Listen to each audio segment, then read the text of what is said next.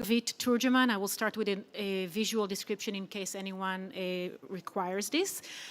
I am a middle-aged woman with the Mediterranean complexion, short hair, and wearing a gray dress.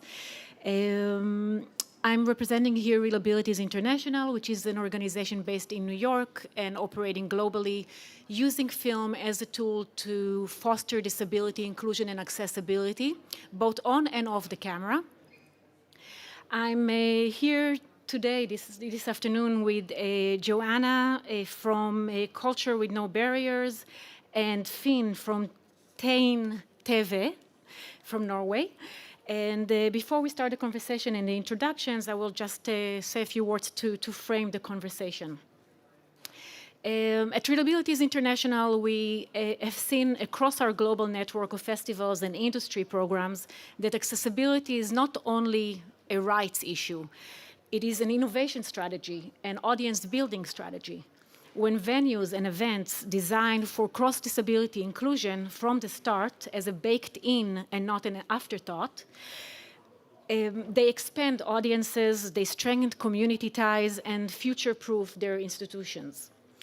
So today we are fortunate to learn from two leaders who are reshaping accessible cinema in very different but complementary ways. And we have entrepreneurial innovation from Norway and systematic cultural transformation from Poland. To begin, I would love for each of you to briefly provide a visual description and introduction of yourself and your organizations. Joanna, would you like to start? Yes. Hello, my name is Joanna Stankiewicz. I'm a middle-aged woman, blonde hair, glasses, and I'm wearing black and gray clothes. And I'm introducing what I'm doing. Yes, so I'm the Cinema Without Barriers leader. It's an initiative that was launched in 2022 in Poznań in Centrum Kultury Zamek, which is cultural center, a big public institution. And the basic idea was to implement an accessible cinema screenings in our cinema pałacowe. And we started with different needs. And then after a few months of preparation, we started with the screenings. And since the beginning, the screenings were very popular. So we started to think, one cinema, only two screening rooms, it's not enough. So we started to think how we can scale it to different cinemas and maybe to whole Poland.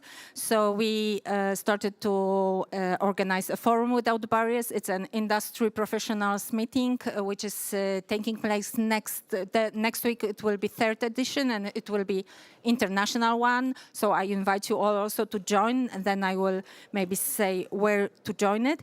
So basically we started to scale it to cinemas and industry professionals across Poland, but then with the Creative Europe Media grant, we pushed our model to Slovenia, Slovakia, Hungary, and Romania. So now it's 5 Central and Eastern European countries.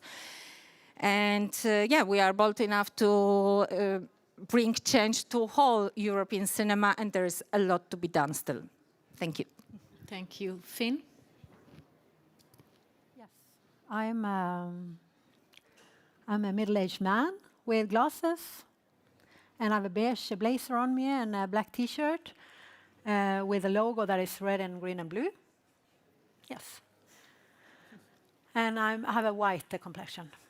Yes. I am from Norway, like I said, from a small city in the northwest coast in Norway. When I was 1 year old, I got deaf. And my parents, they didn't know what to do then. My father, remember that he grew up with a neighbor boy that also was deaf. And then the neighbor, when he grew up, he was actually the leader of the Norwegian Deaf Association. So my parents thought, oh, okay, we can contact him to get the information that we need to learn about sign language and everything, and see what offers that is in Norway. And that was the information that did not get from the doctors or teachers or anyone. On the contrary, they were said that they should not learn sign language from the doctors. That's a very scary thought. I don't think I would come this far if I didn't know sign language. So later, I got an education, a technical education, and I worked many years to develop pedagogic software, work with deaf children and parents that wants to learn sign language. And after a while, I got into the film and media industry, and I established Supervisuell. Was first a private-owned business from Norway. We established from deaf people, and deaf people work there in the start. And then some years later, I established something called Tegn-TV. In Norwegian, it means sign TV in English. And that is, in some years, it was one of the biggest distributors of sign language content for children culture and sign language. Children's songs and fairy tales, for example. And now we are funded by Norwegian Cultural Fund, the Ministry of Culture, yes. And the last years, we got more and more focus on accessibility. Everything we make has to be accessible for people who doesn't know sign language also, like visual impaired people or other disabilities. Yes. Thank you. Joanna, you referenced before the model that accessible culture applied by ZAMEC, the Culture Without Barriers organization, that really takes a holistic approach to accessibility. Can you explain to us how does it look in practice, and how do you use this model to help organizations move from good intentions to actual practicing, measurable practice of accessibility? Yes, so we are working from the beginning, from the 2022, we are working with the model that was developed by the well-known Polish foundation, Culture Without Barriers. So this model changes the perspective from accessibility to specific group to groups of needs. So we are not saying that we are doing something for hearing impaired persons, but we are working on groups of needs like vision, hearing, mobility, understanding, and perceiving. So this is a holistic approach, and it includes also universal design. And so we showed that making cinema accessible for different needs means that even though in some moment of our life we will experience disability or any different needs, we will not be apart from the culture for a moment, or for whole life. So this is like, we don't do screenings which are only for specific groups of needs. We want to make cinema accessible for all of us. So this is, I think, the mind shift that needs to be done, that we are not doing special screenings. We need to include our audience in everything we do. So this model was very, very useful, very helpful, and I wish it was translated into English. But what we are doing, we are creating, basing on this model, we are creating the model of accessible cinema, and this we always we have toolkits which we are spreading around, and then with open audio description, it's one inclusive event that anyone can participate in. Yes, exactly. Sometimes we need to differentiate it, because sometimes we need, for example, sensory-friendly screening. So then we don't have audio description, so it's not triggering anyone. So, but what we think is that the cinema, the customer should have the chance to choose which kind of screening he or she wants to attend. So this is that the choice is within him or her, not at the cinema manager points of view. Fantastic. I would like to share with you a quote that one of our Real Abilities Film Festival audience member wrote to us with. She says, "There is something really special about walking into Real Abilities knowing I won't need to ask to be included.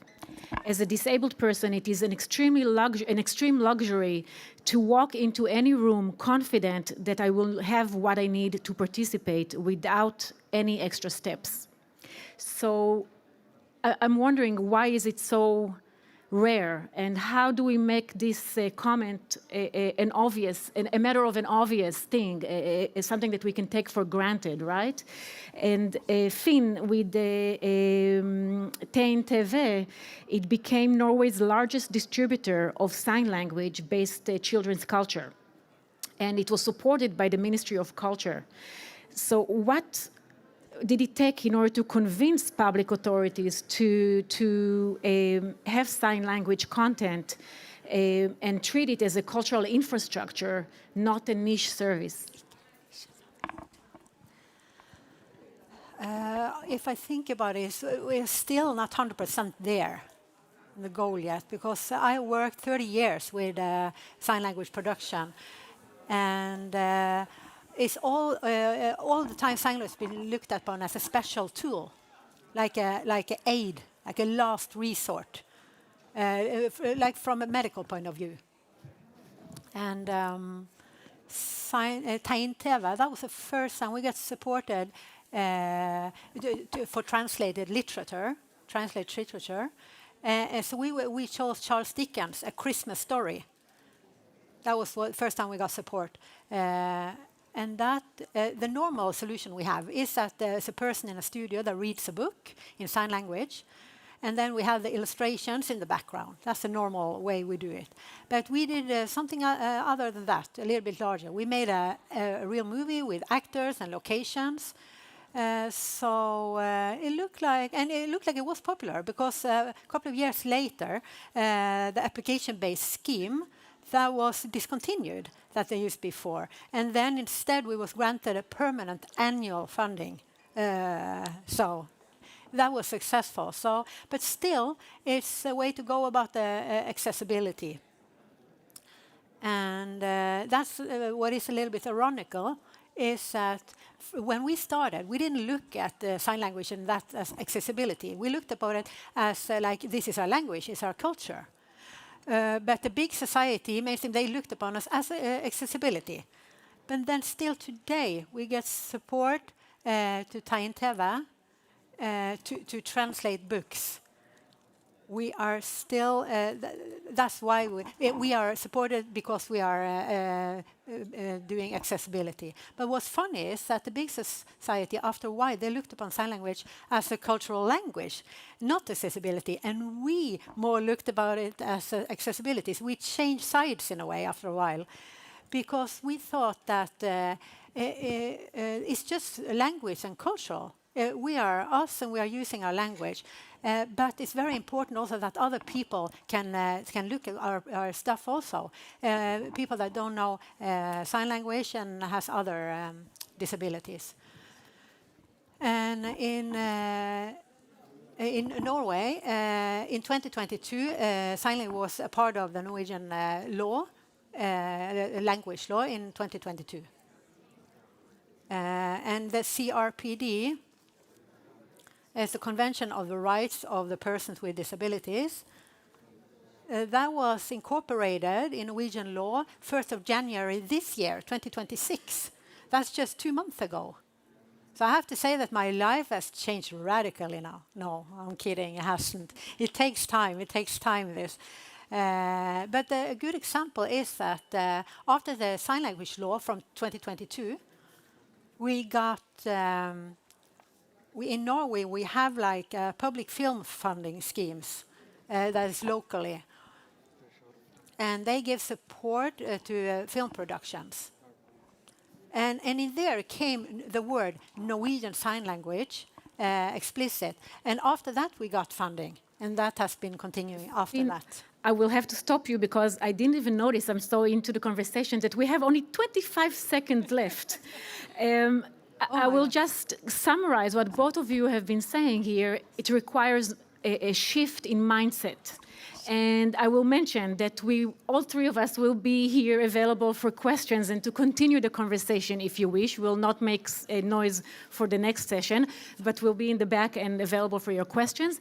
Joanna, quickly just share with people how they can reach you and how they can participate in the conference next week.